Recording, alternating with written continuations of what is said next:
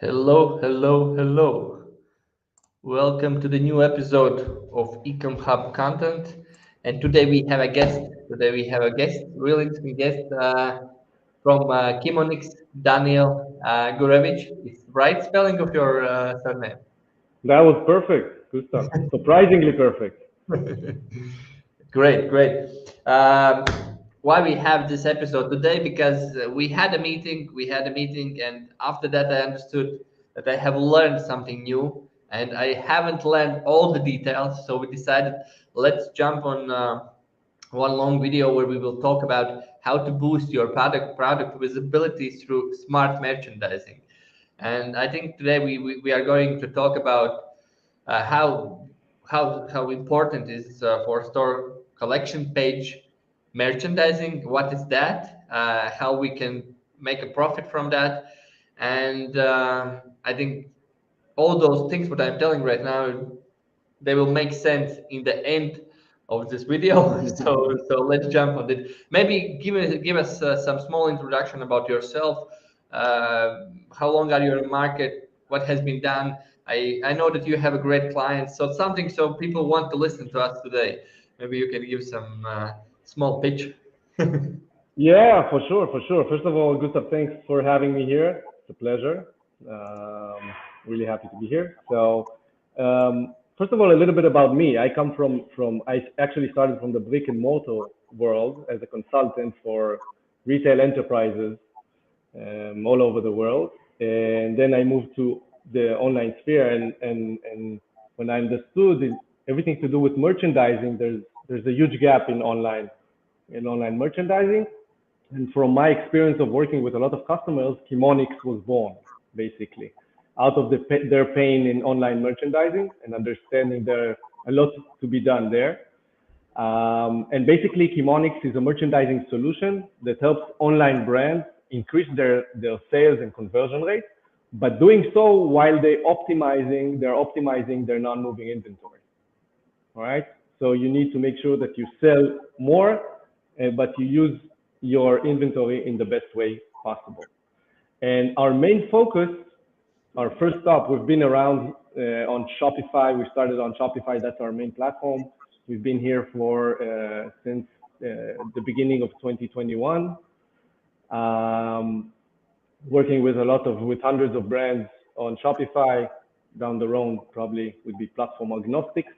But our first stop and our main focus now, there are many merchandising aspects, all right? But our main focus is collection page merchandising, which is a very, very, very important part of merchandising and that has a huge impact on the performance of the store, all right? And the main goal for us is to execute business goal-driven strategies that will display the right product to the right customer at the right time.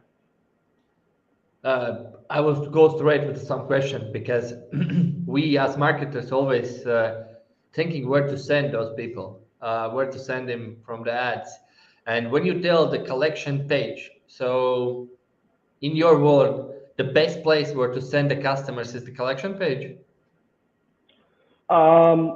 It depends also on of course on the store and how large the catalog is, and of course A/B testing and see what works best. But the collection page is a very good option because you can really display many products and not just one, of course. But when landing on a collection page, how you sort the product within the collection and which products are first has a huge impact because around 75% of the clicks are done on the first results page. All right. So if you have a large catalog and let's say your collection page has, I don't know, 150 products, 200 products, 250 products, whatever, then the average customer or most of your customers will only see around 30 or 40 products.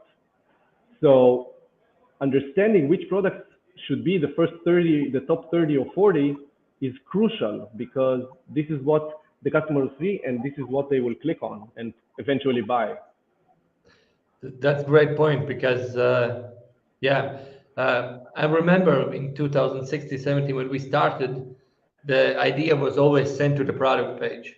and optimize the product page and make it best and upsells everything. So that's how we made.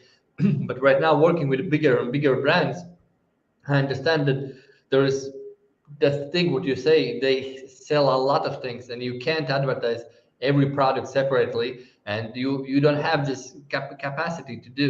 So this is really good idea. If you send them to collection page, they should be with the most products will be bought. Or I think this is the topic we will talk today, how to make this work. So what is merchandising strategy? Because for me, I will be honest, this was something new when we was talking with you. So maybe let's try to explain one more time, because I can do that. So that means I didn't understand everything till then.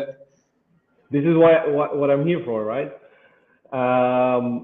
But basically, I just want to say before we go on to like merchandising strategies, you mentioned the marketing and you display, let's say on Facebook or Google or whatever channel it is, you present, right, the products that you feel are, or Facebook for example tells you they are the best leaders for getting the clicks and getting people traffic into your site. So first of all, sometimes products are good clickbait, but they are not good they are not converting well into purchases. So when you land them into the product page, they are not necessarily creating sales eventually. So you really need to understand which products are really selling and which are just getting traffic into your website.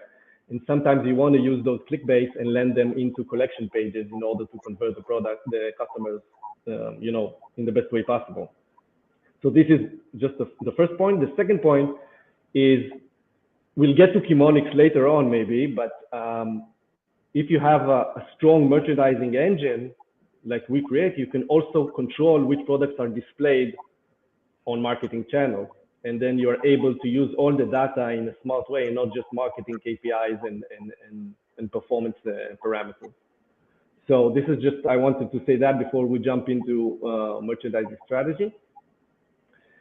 And basically merchandising strategy is understanding, like when I meet a lot of potential customers, stores on Shopify, that they tell me, okay, we're doing either everything manually, right, based on appearance or based on bestsellers, or we're using Shopify bestsellers or new to old, or sometimes even more sophisticated and complex than that. All right, but what I see is that they are far from considering all the important parameters that they need to consider. All right, because mostly people are talking about, of course, sales quantity, right? And if they are using tools, many times they are using personalization tools in order to identify which product will sell the best based on their past purchases or intent in the website or whatever it is. But that is far from enough. Okay, there are so many parameters and so many data points you need to take into consideration when merchandising your product on a collection page, and also in other, if you're talking about product recommendation, and if you're talking about the search engine in your search results in your website. Taking only sales and only customer preferences and maybe if you went really further, let's say conversion rates, is far from enough. Okay, because when you are, and I will go just a little bit on a high level now, but each store, usually I'm talking about stores with inventory at the moment, okay, and large catalog. Many of the global Pareto of a retail store, of an online store, has around 15–20% of the products. You have like bestsellers, right? They are generating around 80% of the revenue. And when you are only presenting what the customer will want and what sells the best based on bestsellers and conversion rates, basically you are just selling those 20% over and over again, and then probably replenish them and restock them. And all the rest of the products are laying on your website, on your warehouse, and creating a lot of hidden costs. And you're not moving these products, and this inventory unit is creating a cash flow block and really hurts your profitability in the end. Okay, so you always need to understand what type of mix of products is right when executing a merchandising strategy in order to increase the sales and conversion rate all the time, but while doing so, also optimize the current inventory and maximizing your margins on each product in the best way possible. Okay, for example, let me now go a bit down to the everyday life. Let's say you have a collection page of, let's say it's an apparel brand and you have a collection page of pants, all right? Now, what you want to do, you don't want to put only the bestsellers on top because you want to expose new products, right? And you want also to promote the non-moving stock because you want to move it. So you do want to create some mix of products. For example, the first few products would be new arrivals, then then a few bestsellers, and then a few non-moving stock products, and then it can repeat itself. You can need to understand for each collection there's a different, of course, business goal and for each company, but this is just in general to give you an idea of understanding. This is on a high level, like which type of products I want to display and to mix between them in the collection page, and then identify the best, for example, identify the best sellers, not only by sales, okay? The best sellers are, for example, I want to promote the conversion rate in the best sellers. So I want to identify them by sales, by conversion rate, by understanding if it's an apparel brand, how many sizes are in stock, right? Because if this set is broken and there are only extreme sizes in stock, the chances of converting this product is very low. So I don't want to put them at the top of the collection with the best sellers, right? So this is like, you get my drift? Yeah, I get it right. When you tell not enough data, I understand it really clear because this is one of our biggest goals with every client we work. We talk a lot of around the data because there has been cases where we has just doubled or tripled up the sales for next month because we just show, hey, this is the number you are getting for the lifetime value. Let's build the audience, or this is something we do, and maybe you can give us some like tips, or not tips, but some those metrics, or what should we consider when we are forming the strategy? Because the strategy right now, I understand that means you understand all the metrics, you search where is the biggest profit. Sometimes it's not for the best selling products, sometimes it's for the products which is standing longest in your warehouse or something like that. So what should be those things, what we need to put out, what is those data fields? Maybe you have some good examples or anything. First of all, let's start by spreading out, like breakdown of important parameters that we need to consider. Okay, so we're talking about sales, of course, very important parameter, right? But also everything needs to be in the right time period, not like on Shopify, for example, when everything is all time. Okay, it's based on all time. You need to take last 30 days, last 14 days, last 60 days, depending on your brand and what is right for you and how fast it is.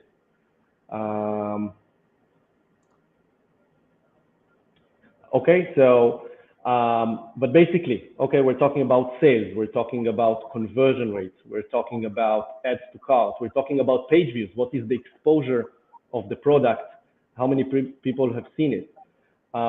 We're talking about, if we're talking about inventory, the amount of inventory. We're talking about the inventory value, how many variants are in stock, right? For, let's say, apparel brand, this is like we said before, this is very important. We're talking about days to finish inventory, how many days it will take to finish the inventory based on the daily sale rate of the product. So this way we can identify the slow movers, the non-moving stock, and promote them in the right places.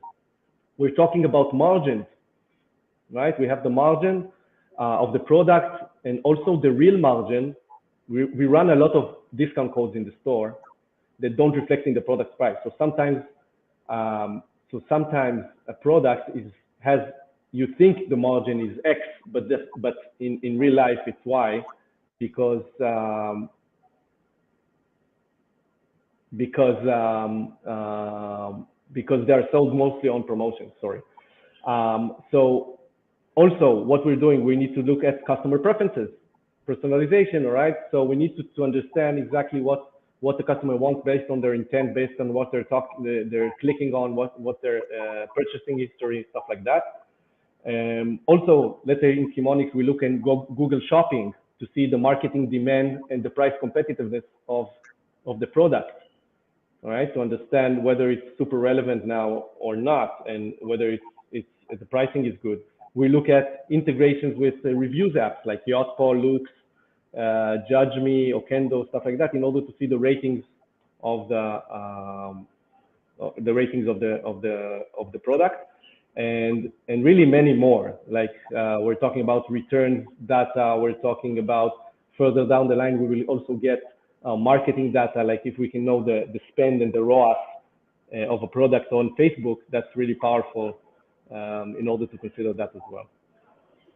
So just another word, in order to create a right merchandising strategy, what you need to understand is the business goal that you have and the most important parameters for you. Take the most important 4 or 5 parameters for the collection, and then create a balanced strategy using those parameters, and understanding also for which parameter you need more influence and more should have more power over the sorting strategy.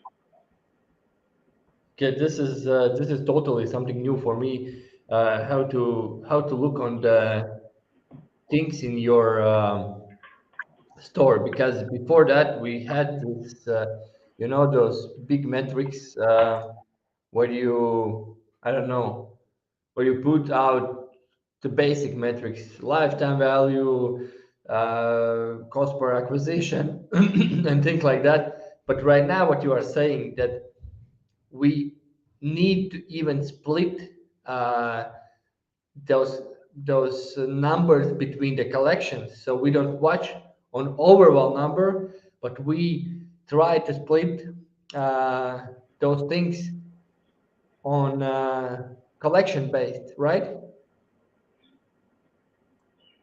Yeah, exactly. So you really need to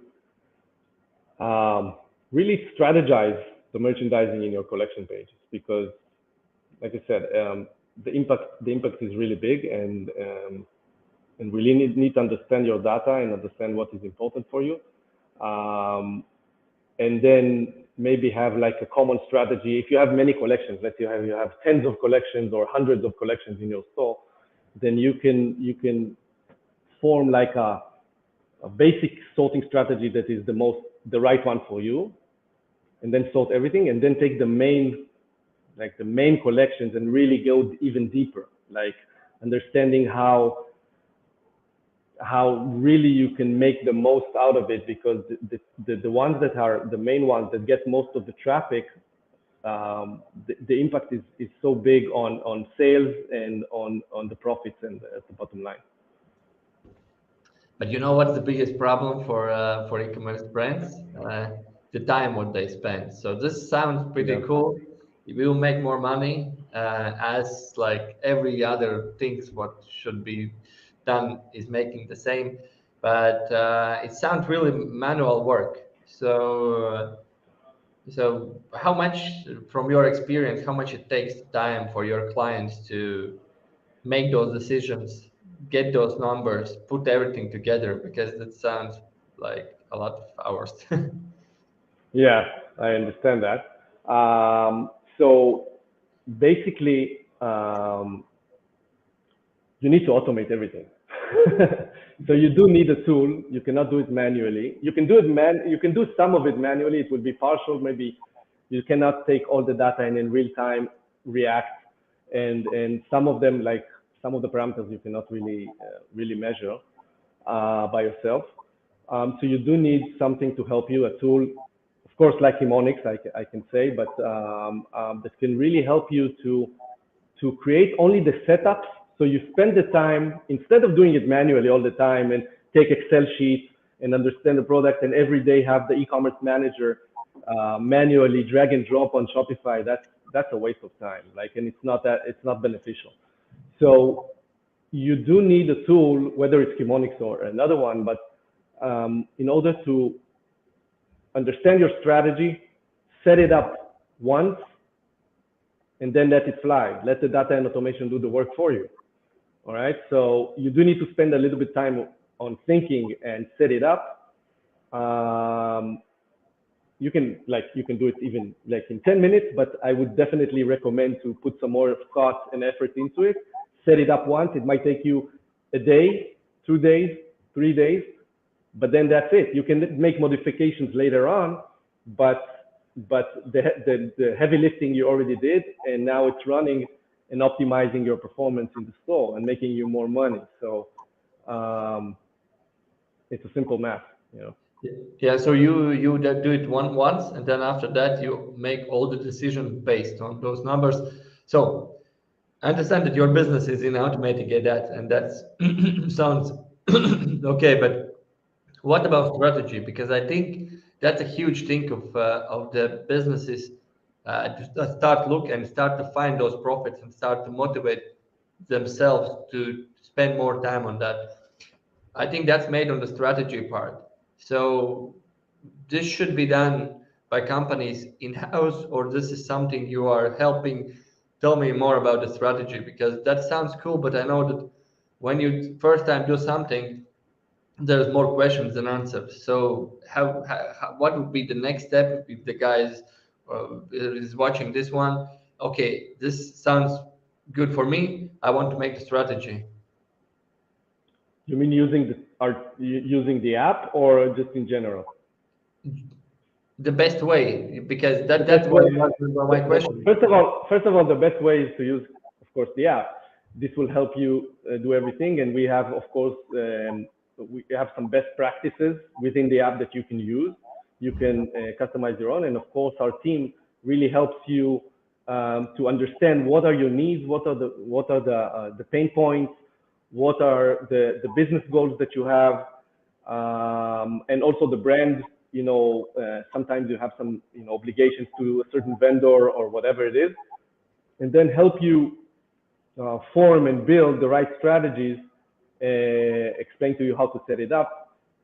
Pretty easy. It's pretty intuitively and intuitive and easy to use once you get the hang of it. There is a small learning curve, but if it's a good an e-commerce method that has been around for a while now, it can take a couple of days, but then they will get the hang of it. So I think that the thing is to get into the app, understand what you want to achieve, like which parameters are the most important for you. What are you, do you want to expose? Do you have like a lot of new products that come every week? You need to expose them, right?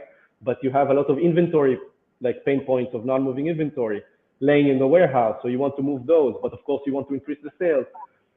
You need to understand the main business goals that you have, and then start building those strategies and execute them automatically, of course.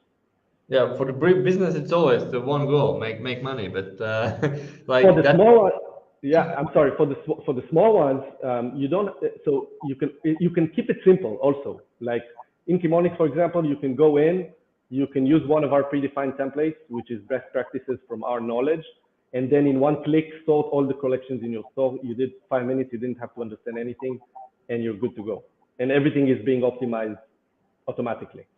So you can do that as well. I'm just talking about like best practices in order to,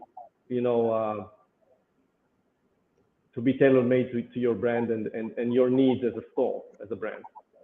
Okay, so there is some basic templates. We can go just check them, put them in, and then try to go from that.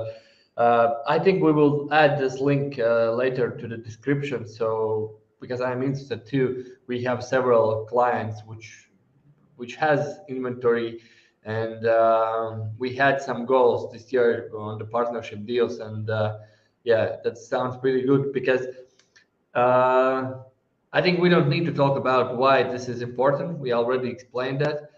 You told the strategy is possible into your tool. That's pretty cool because if you do something first time, it will take you much more time than this.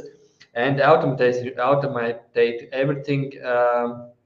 I think the main thing we talked today is that use the data, because I have some huge clients who don't know the lifetime value of their clients, who don't know profits of their products, which should be sold and which shouldn't be sold. So this is something you need to use, and from that, if you are using already that, if you have those basics, I think this is the next step for you to make this merchandising strategy.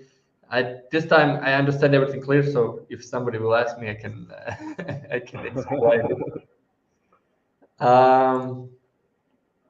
And about conclusions, maybe there's something you want to tell more, because I have mostly made all my this roadmap in front of me about uh, how to move forward. But maybe there is something else you wanted to add, or we need to talk, because this is your topic. You know, you are you do this Yeah, for several years. yeah. I think that sometimes brands, especially when they are in the growing, at the stage of growing from, I wouldn't say from zero to, let's say, 100K a year, but when there are a few hundreds of thousands of annual revenue, and maybe just 1 million, 2 million, 3 million, they are still not putting enough emphasis on profitability. Okay, and understanding your product, really understanding your product, and not just in the beginning, you want to market yourself, you want to establish your brand, and you want to just to sell more. You want to get out there and you want to sell, right? You want to establish the brand. But once you get over a certain point of growth, you need to start managing the online site, your website, in a way that is a much more holistic way that takes into consideration many other parameters, because this can help you with the store. This can help you with your marketing. All right. And this can help you. This can help you if you do that. You can really go into the analytics also and make really smart merchandising decisions, like promotions, like when to put products on discount. Like, for example, this product is not, you need to make sure that you understand when a product is not really going well, not selling well, and creating non-moving stock. Again, let's say you're a apparel brand and you take this shirt, it's not selling well, and you have like 50 units in the warehouse, but it's not selling well, so I'm not touching it, right? I don't promote it, not in marketing, not on the website, not anywhere. And then comes Black Friday, and I sell it for 70% off, right, with zero margin, or even could not sell all those 50 units and just throw it away or whatever. I'm losing money. So if I know that instead of putting it in November, let's put it on in June, or in August, put it on 10% discount, 20% discount. Just starting displaying that in some places, not like in the top collection, but in some places on your website, whether it's on the collection page, of course, whether it's product recommendations, search results, and then help this product sell better and optimize its inventory. All right. So I think that from a certain point of growth of a company, you need to start looking into the analytics in a deeper way and profitability, and understand how much dead inventory, dead stock is costing them. All right. Because like I said, when you only sell what you're selling, those 20% of your best sellers, you're putting your store into a vicious cycle, all right, of selling more but not profiting more. Yeah, yeah. And this is a big thing for companies, because you need to make the extra step once you get to a certain point of growth in order to really become to put yourself in a way in a position where you can really grow and explode. Yeah, there is this saying: "Who spends the most money on the advertising wins." And to spend more money, you need to make more profit, so you can spend more money. So profit Yeah. first. This is something we are always trying to find for our clients, and we are cutting out some product, but then we understand always this clickbait, what you told already, and this sales products, they are different. So just knowing your know your numbers, and then I think you just give the idea. So if you want to grow, you need to raise up your profits. So to raise up your profits, you need to make some collections page with best profitable, or you will understand the strategy how you will get there. Uh, then you need to split those activities as you told in the clickbait and in the sales. So you understand there will be the products which is giving you some data, clients, but there will be the products which will be sold. So you will add those products maybe in one collection, and you will optimize that collection. So yeah, I think that that you, what sorry, finish, yeah, finish. I think that one more thing that it's really important for me to say, because I see that a lot, especially in apparel brands, is that many really want to sort it manually based on appearance and how it looks, right? They need to keep it aesthetic, which I totally understand, because you're like, let's say you're a fashion brand, you want it to look nice, and you want these products next to these products. And sometimes it's very misleading, because this person thinks this is nice, and this I would think this is nice, and you would think that way of displaying the product is beautiful. So you really need to put data into it. I'm not saying not put also appearance and judgment, your judgment as an e-commerce manager, but also you can automate that, and using like type of product or colors, and combine that with data parameters, and make sure that you are creating a good converting customer experience, but also backed up by data, and have everything automated. yeah. Okay, so this is, I think, also very important, and it's a trap. Like a lot of people, e-commerce managers fall into that, because they want their website to look nice, but maybe this product has like only 2 sizes in stock. It will never sell. They're just making decisions based on what they think. But this is, we call it a marketing ego. We don't need to use our ego in this game. This game, when you go bigger, this game is a numbers game. This is not the ego game. So just work with those numbers, so you can be best in this game, better in this game with every month you do, with every report you make.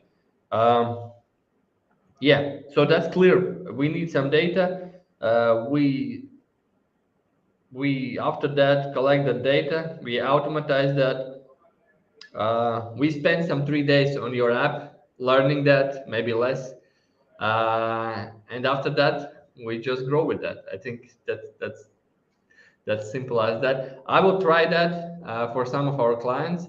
So let's see. Maybe we will make some more live about how we have implemented that, how that works, what we have learned.